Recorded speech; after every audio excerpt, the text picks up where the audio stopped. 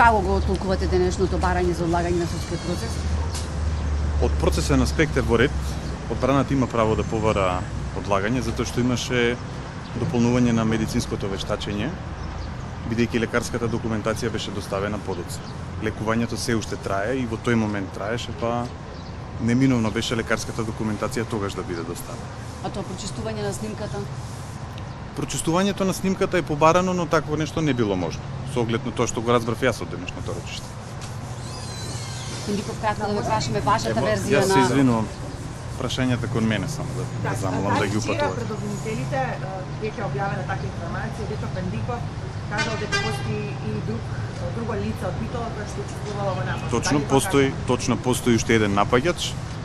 Дури на самата снимка која што беше изведена како доказ на претходното рочиште тука во судот, беше евидентно дека две лица се тие кои што го тепаат оштетениот. Понатаму постапката ќе продолжи, со каков тек останува да видиме. Во секој случај, тврдењата на одбраната кои што се изнесени до сега паѓаат во вода. Затоа што одбраната тврдеше дека Христијан Пендиков не поседува бугарско државјанство, веќе поседува.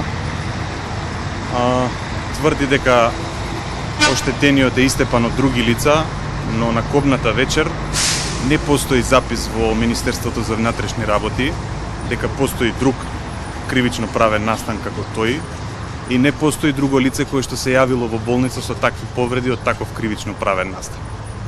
Така што сметаме дека генерално обвинението е основано. Точно е стекнато во тек на постапката, но државјанството во Република Бугарија, како и во Република Македонија и во било која друга држава, е уредена со закон и постои постапка. Значи, таа постапка, генерално, секогаш почнува со барање од оној кој што бара да му биде даден прием во државјанство на соодветната држава. Така што барањето е претходно поднесено во Република На кој Бугарија. јазик ќе го дава исказот Пендиков, пошто не дозволете да прашаме? Исказот ќе го дава на македонски јазик, се разбира, затоа што е тука роден, завршил основно образование и тоа претпоставува дека одлично го владее македонскиот јазик. И на следново рочиште ќе биде присутен? Молам? И на следново рочиште? Најверојатно ќе биде присутен со оглед на тоа што се уште му трае лекувањето. Повредите се тешки и се сериозни, еве тоа исто сакам на кратко да ви го кажам. Повредите на пршлените на рбетот се уште не му се заздравени и има потешкоти и при патувањето.